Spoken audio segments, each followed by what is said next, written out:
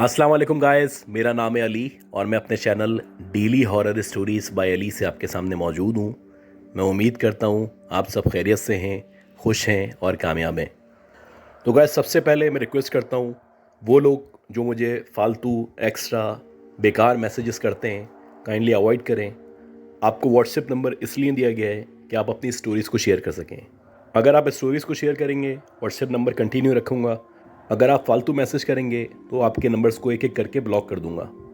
तो गाइस, थोड़ा सा रूड लगेगा आपको, लेकिन प्लीज़, बाकी सारे लोग भी हैं, बहुत अच्छा फीडबैक देते हैं, सपोर्ट करते हैं, लेकिन कुछ लोग हैं जो उल्टे सीधे मैसेजेस करते हैं। खैर गाइस, जिन लोगों ने अब तक मेरे चैनल को सब्सक्राइब नहीं किया वो इसको सब्सक्राइब कर लें, लाइक करें और अपनी सपोर्ट हमेशा मेरे साथ रखें। मैं तमाम वेल विशर्स का, चाहने वालों का, अच्छे लोगों का शुक्रिया अदा करता हूँ। गाइस, आज की जो स्टोरी है ये बहुत ही इंटरेस्टिंग स्टोरी है, बहुत स्केरी स्टोरी है और थोड़ी सी डिफरेंट स्टोरी है। तो मैं कोशिश करूँगा जितना मैं कवर कर सकूँ, जितने अच्छे अल्फाज का इस्तेमाल कर सकूँ, उन अल्फाज के साथ ये स्टोरी बयान कर सकूँ। इस स्टोरी के अंदर जितने भी कैरेक्टर्स मौजूद हैं मैं सबके नाम चेंज कर दूँगा। उसकी वजह यह है कि ये किसी की बहुत पर्सनल इन्फॉर्मेशन है और मैं नहीं चाहता कि वो हमारे ग्रुप पे या कमेंट्स में मौजूद हों, तो कोई भी उनको किसी भी तरह से परेशान करे। तो गाइस, आज की जो स्टोरी है ये 7 दोस्तों की कहानी है। ये बेसिकली ये 7 फ्रेंड्स थी और इनका जो ताल्लुक है वो बहुत ही रिच फैमिलीज से या लैंडलॉर्ड फैमिलीज से है।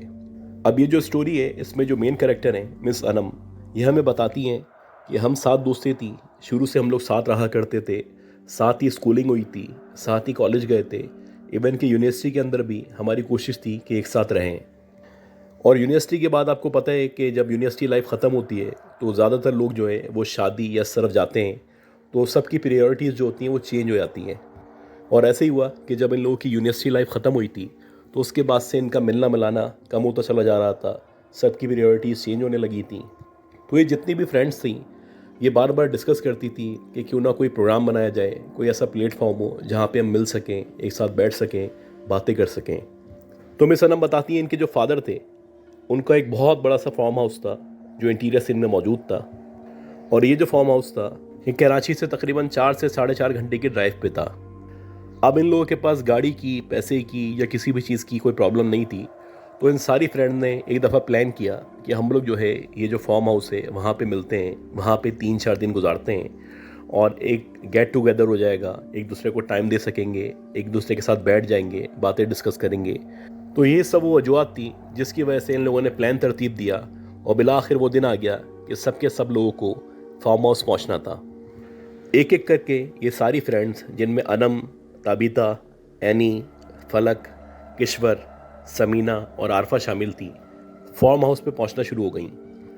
अब ये बताते हैं कि जब हम फार्म हाउस पे पहुंचे तो ये जो फार्म हाउस था वाकई में बहुत बड़ा फार्म हाउस था और उसके सराउंडेड जो एरिया था तकरीबन 5 से 6 किलोमीटर तक ना कोई बंदा था, ना बंदे की ज़ात थी, ना किसी का नामो निशान था। लेकिन ये जो फार्म हाउस था ये मुकम्मल तौर पे सिक्योर्ड था, इसके सराउंडेड गार्ड्स वगैरह मौजूद थे, तो किसी भी किस्म के एडवेंचर या उल्टी सीधी बात का कोई तस्वुर नहीं था। यानी कि जो भी ख़वातीन या लड़कियां यहाँ पे आई थीं या इनको 4-5 दिन गुजारने थे तो उनको किसी भी किस्म का कोई ख़तरा नहीं था। अब ये बताती हैं कि पहले दिन हम लोग मिले, आपस में बातचीत हुई, बहुत सारे शिकवे शिकायतें हुई और एक दूसरे से कहा कि सब एक दूसरे से इतना दूर क्यों हो गए, कौन सी ऐसी वजूहत हैं जिसकी वजह से हमारी दोस्ती कम होती आ रही है या उसकी जो तासीर है वो ख़त्म होती चली आ रही है। इस तरह की बहुत सारी बातें थीं जो इन लोगों ने आपस में डिस्कस की, खाना वगैरह खाया और उसके बाद क्योंकि ये बहुत बड़ा फार्म हाउस था, यहाँ पे तकरीबन 20 कमरे मौजूद थे, सब बारी बारी करके एक एक कमरे में चली गईं जो इन्होंने डिसाइड किया हुआ था। अम्मी सनम बताती हैं कि मैं अपने कमरे में गई, जाके मैंने चेंज वगैरह किया, फ़्रेश हुई और उसके बाद मेरी सोने की तैयारी मुकम्मल थी, क्योंकि अगले दिन से हमें बहुत सारी एक्टिविटीज़ थी जो करनी थी, जैसे स्विमिंग करनी थी या बहुत सारे गेम्स थे जो हमें खेलने थे, जो हमने प्लान किए हुए थे। खैर, ये बताती हैं जब मैं बेड पे आके लेटी तो थोड़ी देर के बाद ही मुझे नींद आ गई, क्योंकि मैं बहुत ज़्यादा थकी हुई थी, बहुत लंबा सफ़र करके आई थी, तो मुझे पता ही नहीं चला, मेरी आंखें बंद हुई और मैं गहरी नींद में चली गई। अब ये बताती हैं कि तकरीबन 1 से 1.5 घंटे बाद मेरी आँख खुली और जब मेरी आँख खुली तो मुझे महसूस हुआ जैसे मेरे सराउंडेड, यानी मेरे कमरे के अंदर कोई ना कोई मौजूद है और कोई ना कोई प्रेजेंस है जो मुझे फ़ील हो रही है। एक छोटा सा बल्ब कमरे में मौजूद था, हल्की हल्की रोशनी मौजूद थी, जिससे पूरे कमरे में जो भी ऑब्जेक्ट्स थे या जो भी चीज़ें थीं वो सारी की सारी नज़र आ रही थी। खैर, इन्होंने आगे पीछे देखना शुरू किया और जब मुसलसल आगे पीछे देखा तो इनको कुछ नज़र नहीं आया। अब ये थोड़ा सा परेशान होना शुरू हुई, क्योंकि इनको बाकायदा महसूस हो रहा था जैसे इनकी बेड के करीब कोई चल रहा है या कोई मूवमेंट हो रही है। बहरहाल काफ़ी देर गौर करने पे जब कुछ नज़र नहीं आया तो इन्होंने सोचा मेरा वहम होगा। दोबारा आंखें बंद की और सोने की तैयारी करने लगी। अब ये बताती हैं जैसे ही मैंने आंखें बंद की तो एकदम से ऐसा महसूस हुआ जैसे मेरे पाँव के करीब या मेरे घुटनों के नीचे किसी ने हाथ फेरा है। अब जैसे ही किसी ने हाथ फेरा तो जाहिर सी बात है ये उठ के बैठ गई, आगे पीछे देखने लगी, लेकिन इनको कोई नज़र नहीं आया। ये बताती है कि इनको यकीन था कि कोई ना कोई मौजूद है जिसने मेरे घुटने के नीचे हाथ फेरा है या हाथ रखा है। अब ये बताती हैं कि मैं चौकस हो गई, आगे पीछे देखने लगी, लेकिन दोबारा से मुझे ऐसा लगने लगा शायद मेरा वहम हो, या हो सकता है कि जो ब्लैंकेट मेरे करीब पड़ा हुआ है वही मेरे पाँव पे आ गया हो और मुझे ऐसा लगा हो जैसे किसी ने हाथ फेरा है या हाथ रखा है। दोबारा से मैं लेट गई, आयतल कुर्सी वगैरह पढ़ने लगी और आंखें बंद कर लीं। अब ये बताती हैं कि मैंने मुसलसल आंखें बंद की हुई थी कि मुझे एकदम से महसूस होने लगा कि जैसे कोई मेरे पाँव के करीब मौजूद है और आके बैठ गया है। अब मेरा इरादा ये था कि मैं आंखें बंद रखूँगी, हो सकता है मेरी कोई दोस्त शरारत कर रही हो, मुझे डराना चाहती हो। लिहाजा मैंने आंखें बंद रखी और मैं सिर्फ ऑब्ज़र्व करने लगी। मैं ऐसा पोर्ट्रे कर रही थी जैसे मैं सो चुकी हूँ, हालांकि मैं जाग रही थी। अब ये बताती हैं कि मैं ऑब्ज़र्व कर रही थी, एकदम से ऐसा लगा किसी ने एकदम से मेरा ट्राउज़र पकड़ा है और मुझे नीचे करने की कोशिश की है, और जिसने भी कोशिश की है वो इतनी वाज़ेह कोशिश है कि मुझे बाकायदा उसके हाथ या उंगलियों का एहसास हुआ है। अब ये बता दी जब किसी ने मुझे पकड़ा और खींचने की कोशिश की तो दोबारा से मैं उठ के बैठ गई। अब मुझे यकीन हो चला था कि कोई ना कोई यहाँ कमरे में मौजूद है। पहले मैंने अपनी दोस्तों के नाम लेना शुरू किए, क्योंकि मेरा ख्याल था कि मेरी दोस्तों में से कोई ये हरकत कर रहा है, मुझे डराना चाहता है। लेकिन जब एक एक करके मैंने सारे नाम लिए, कोई जवाब नहीं आया, तो मैंने बेड के नीचे झाँका, और जब मैंने बेड के नीचे देखा तो वहाँ पे कोई मौजूद नहीं था। मैं बहुत बुरी तरह डर चुकी थी और मैं खौफ का शिकार थी, क्योंकि मुझे अच्छी तरह याद है कि किसी ने मुझे नीचे खींचने की कोशिश की थी। खैर बहरहाल मैंने मुसलसल आयत वगैरह पढ़ी, उसके बाद दोबारा सोने की कोशिश करने लगी, क्योंकि मैं नहीं चाहती थी कि अपनी दोस्तों को जगाऊं या उठाऊं या अपना मजाक बनवाऊं, क्योंकि इनमें से कोई भी ना मेरी बात को मानने वाला था ना यकीन करने वाला था। अब ये बताती है जिस दौरानिए में मेरे साथ ये सब कुछ हो रहा था, उसी दौरानिए में हमारी एक और दोस्त थी जिसका नाम तबीता था। तबीता के बारे में बताती हैं कि वो शुरू से ही बहुत खूबसूरत थी, बहुत हसीन थी, और उसकी जो आंखें थीं वो ग्रीन कलर की थी। जो भी इस लड़की को एक दफ़ा देखता तो वो दोबारा ज़रूर देखता और उसके हुस्न से मुतासिर ज़रूर होता। खैर ये बताती हैं कि इसी दौरानिए में इनकी जो दोस्त तबीता थी वो वॉशरूम के अंदर मौजूद थी और वो नहा रही थी। खैर जब वो नहा रही थी तो उसको एकदम से महसूस होने लगा जैसे कि उसके कमरे में कोई एंटर हुआ है या कोई एंटिटी अंदर आई है। अब जाहिर सी बात है इस फार्म हाउस के अंदर हम सिर्फ दोस्तें मौजूद थी, तो उसने भी ये सोचा कि हम दोस्तों में से कोई दोस्त आई होगी, लिहाजा उसने इतना गौर नहीं किया और वो नहाने में बिज़ी रही। अभी वो नहाने में ही बिज़ी थी कि एकदम से उसको महसूस होने लगा कि जो भी कमरे के अंदर एंटर हुआ है वो आहिस्ता आहिस्ता करके इस वॉशरूम की तरफ या इसके गेट की तरफ आ रहा है। अगेन तबीता ने ज़्यादा गौर नहीं किया, क्योंकि उसका ये ख्याल था कि हम दोस्तों में से कोई दोस्त यकीनन रूम के अंदर मौजूद होगी, लिहाजा वो नहाने में बिज़ी रही कि आहिस्ता आहिस्ता करके जो भी कमरे के अंदर मौजूद था वो वॉशरूम के गेट के करीब आया, और जब वो करीब आया तो एकदम से गेट खुला। अब जैसे ही गेट खुला तो तबीता डर गई, क्योंकि जाहिर सी बात है जो भी फ्रेंड्स थी वो कभी भी ऐसी हरकत नहीं कर सकती थी कि कोई बंदा वॉशरूम में मौजूद है और वो नहा रहा है और उसका गेट खोल दिया जाए। ये बताती हैं कि तबीता के मुताबिक जब गेट खुला था तो सामने कोई मौजूद नहीं था, हालांकि मुझे बाकायदा महसूस हुआ था कि कोई रूम के अंदर आया है, चल रहा है या वॉक कर रहा है। खैर तबीता का अभी भी ख्याल था कि हो सकता है कोई दोस्त ये प्रैंक कर रही हो या मजाक कर रही हो और पीछे छुप गई हो। लिहाजा तबीता ने एक एक करके सबके नाम लेना शुरू किए कि क्या तुम हो, क्या तुम हो, और सामने से कोई जवाब नहीं आया। अब ये बताती हैं कि तबीता एकदम सबके नाम ले रही थी कि उसको ऐसा लगा किसी ने उसके पाँव पकड़े, और जैसे ही उसको ऐसा लगा कि किसी ने उसके पाँव पकड़े तो उसकी जान निकल गई। इससे पहले कि वो कुछ कर पाती, किसी ने बाकायदा उसके पाँव पकड़ के उसको खींचना शुरू कर दिया। वो वॉशरूम में नीचे गिरी। वो जिस हालत में भी थी, इसी हालत में जो भी था जो उसको नज़र नहीं आ रहा था उसको खींचता हुआ रूम के बेड तक लेके आ गया। अब ये बताती है इनकी जो फ्रेंड थी वो चीखना चाह रही थी तो उसके मुंह से आवाज़ नहीं निकल रही थी। वो कुछ बोलना चाह रही थी या अपने रिलीजन के मुताबिक कुछ पढ़ना चाह रही थी, वो पढ़ नहीं पा रही थी। ऐसा लग रहा था कि उसकी ज़बान जो है मफलूज हो चुकी है, उसकी ज़बान से कोई अल्फाज अदा नहीं हो रहे, वो चाह के भी ना कुछ बोल पा रही है ना कुछ कर पा रही है। खैर मुसलसल कोशिशों के बाद उसकी ज़बान ने काम करना शुरू किया और जो भी उसको अपने रिलीजन के मुताबिक चीज़ें आती थी वो उसने पढ़ना शुरू की। और जैसे ही उसने वो पढ़ना शुरू की तो वो जो एंटिटी थी जो उसको वॉशरूम से बेड पे लेके आ गई थी, एकदम ऐसा लगा वो पीछे हट गई है या उसने इसको छोड़ दिया है। ये बताती है फिर जैसे ही इसके सेंसेस बहाल हुए या ये आज़ाद हुई तो उसको अंदाज़ा हुआ कि इसके साथ क्या हुआ है। खैर उसने जल्दी से कपड़े वगैरह पहने और इस दौरानिए में उसको मुसलसल महसूस होता रहा जैसे इसके रूम के बाहर कोई खड़ा हुआ है या कोई इसका वेट कर रहा है। लिहाजा ये चाह के भी रूम से बाहर नहीं निकल पा रही थी। वे सनम बताती हैं इसी तरह इनकी एक दोस्त थी एनी, वो भी अपने रूम में मौजूद थी और सेम टाइम पे उसने भी हमें बाद में बताया कि उसके साथ ऐसा हुआ कि वो बेड पे लेटी थी सोने के लिए कि उसको बाकायदा महसूस होने लगा कि जैसे उसके बालों से कोई खेल रहा है या उसके बालों में कोई उंगली फेर रहा है। पहले तो वो समझी कि शायद वहम है या ये जो फ़ैन वगैरह चल रहा है उसकी हवा है, लेकिन जब उसने बाकायदा गौर किया तो उसको महसूस हुआ, बल्कि यकीन हो चला कि कोई ना कोई मौजूद है जो उसके बालों में उंगलियां फेर रहा है। खैर जैसे ही उसको महसूस हुआ तो वो उठ के बैठ गई और उसने आगे पीछे देखा, और जब उसने आगे पीछे देखा तो उसके अलावा इस कमरे में कोई मौजूद नहीं था। ये बताती हैं जैसे तैसे करके रात गुजरी और जब रात गुजर चुकी तो सुबह हम लोग नाश्ते पे मिले और हम में से जितनी भी दोस्तें थीं जिन जिन के साथ ये वाक़यात पेश आए थे, किसी ने भी किसी से इस वाक़ये का जिक्र नहीं किया, क्योंकि हम सबका ये ख्याल था कि इस तरह की बातों पे नॉर्मली लोग यकीन नहीं किया करते और हम भी अगर आपस में एक दूसरे को ये बातें बताएंगे तो सब एक दूसरे पर शक करेंगे या मजाक उड़ाएंगे। खैर जो सुबह हुई तो उसके बाद जो हमारी एक्टिविटीज़ थी या जो हमने प्लान किया था वो सब करना शुरू किया। सबसे पहले हम लोग स्विमिंग पे गए, वहाँ जाके हमने स्विमिंग की। उसके बाद हमें कुछ गेम्स वगैरह थे जो खेलने थे।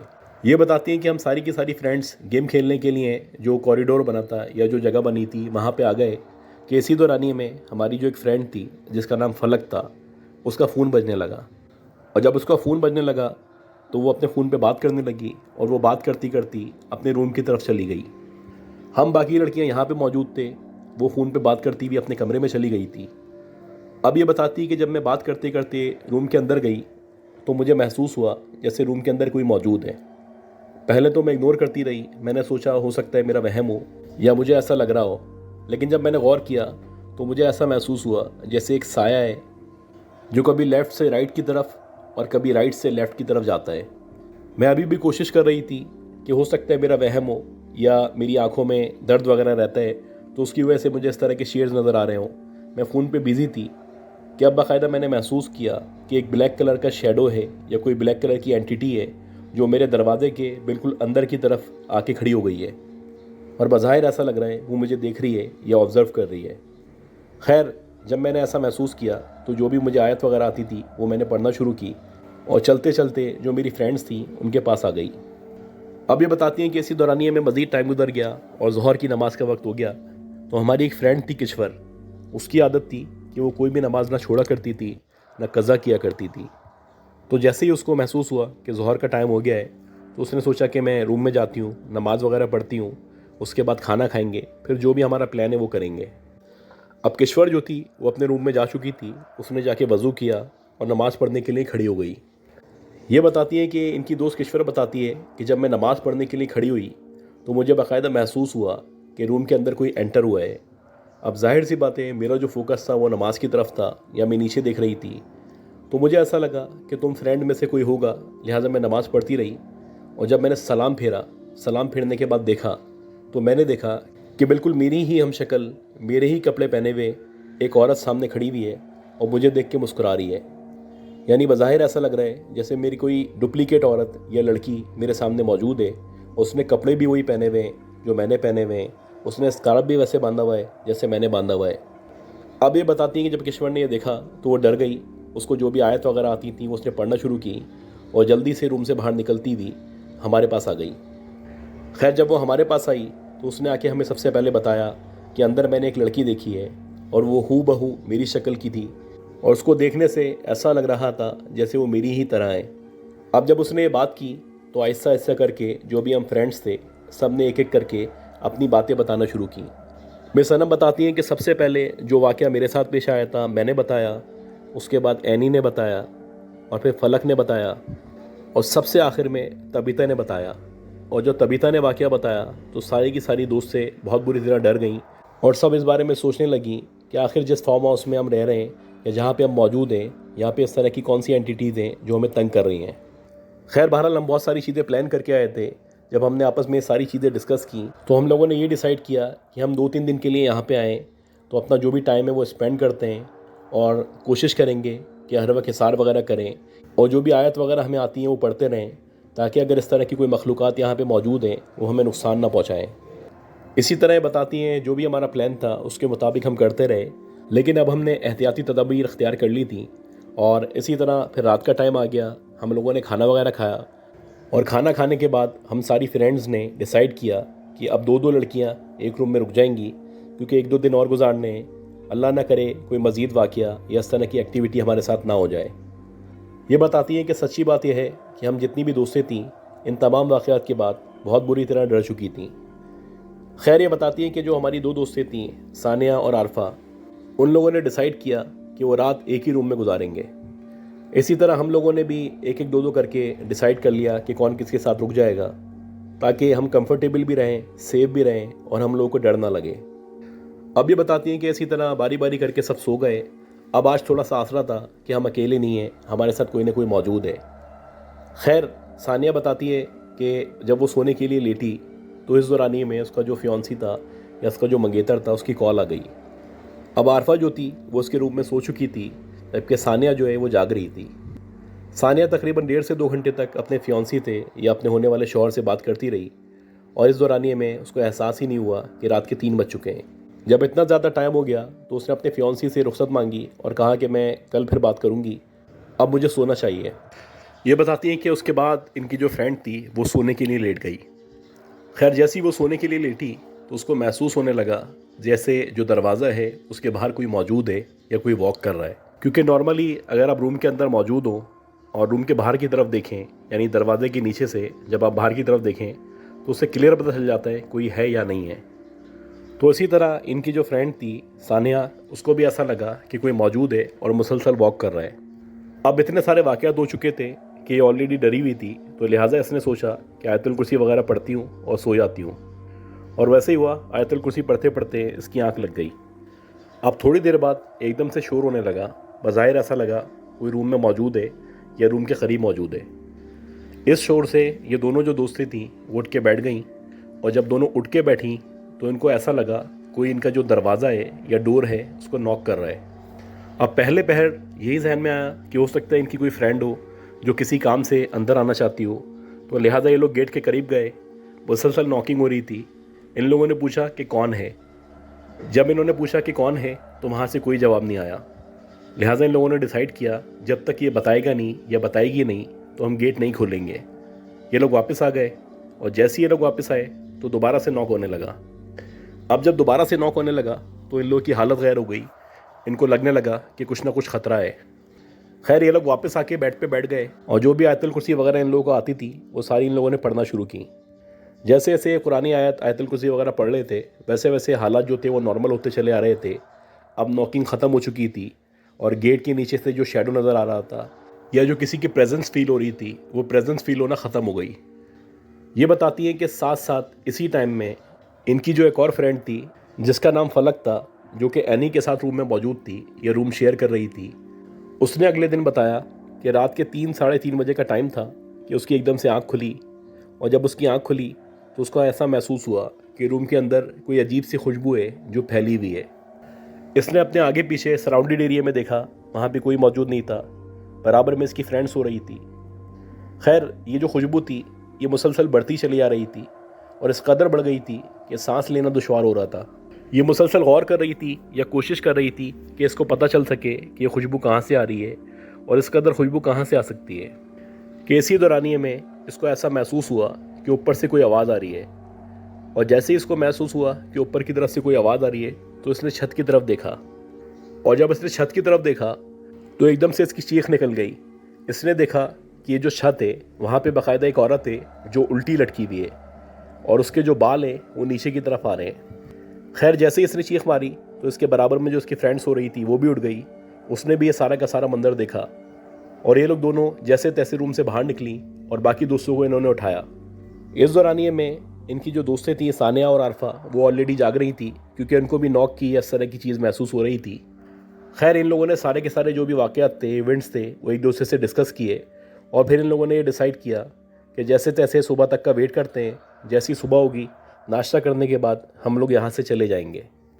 मेरी सनम बताती हैं कि सुबह का नाश्ता करने के बाद हम जितनी भी फ्रेंड्स थी, सब के सब लोगों ने वापसी की तैयारी की और वापस अपने अपने घरों में चले गए। जब ये वापस अपने घर में आई तो घर आने के बाद इन्होंने अपने फादर से ये सारे वाक़यात और मामला डिस्कस किए। तो इनके जो फादर थे वो कह रहे थे कि क्योंकि ये जो फार्म हाउस है ये ऐसी जगह पे मौजूद है जिसके बारे में कहा जाता है कि पहले यहाँ पे कब्रिस्तान था, तो तुमसे पहले भी बहुत सारे लोग इस तरह के वाक़यात और मामलात उस फार्म हाउस के बारे में रिपोर्ट कर चुके हैं। मैं चाहता था कि तुम अपनी फ्रेंड्स के साथ वहाँ पे ना जाओ, लेकिन क्योंकि तुम लोग ऑलरेडी प्लान कर चुके थे और उस प्लान के बारे में तुम लोगों ने मुझे नहीं बताया था, लिहाजा मैंने सोचा कि हो सकता है एक आध दिन रुक के तुम लोग आ जाओ। लेकिन जब तुम एक रात रुकने के बाद दूसरी रात रुके तो मेरी तशवीश में इजाफा हुआ और मैं यही सोच रहा था और मैं यही विश कर रहा था कि तुम लोग खैरियत से हो और तुम्हारे साथ इस तरह के वाक़यात और मामलात पेश ना आएँ। लेकिन बहरहाल जब तुम लोगों ने मुझे बताया है कि तुम्हारे साथ इस तरह के वाक़यात पेश आएँ, तो मैं कोशिश करूँगा कि नेक्स्ट टाइम किसी को भी ये फार्म हाउस ना दूँ, और अगर किसी को जाना भी हो तो वो दिन में जाए और दिन में ही वापस आ जाए। तो गाइस मैं उम्मीद करता हूँ ये जो स्टोरी मैंने शेयर की थी, ये स्टोरी आपको पसंद आई होगी। अगर आपको ये स्टोरी पसंद आई है तो प्लीज़ मेरे चैनल को लाइक करें, सब्सक्राइब करें, शेयर करें। दुआ करें कि अल्लाह हम सबको सेहत दे, ज़िंदगी दे, सलामती हो। अपना ख्याल रखिएगा। अल्लाह हाफ़िज़।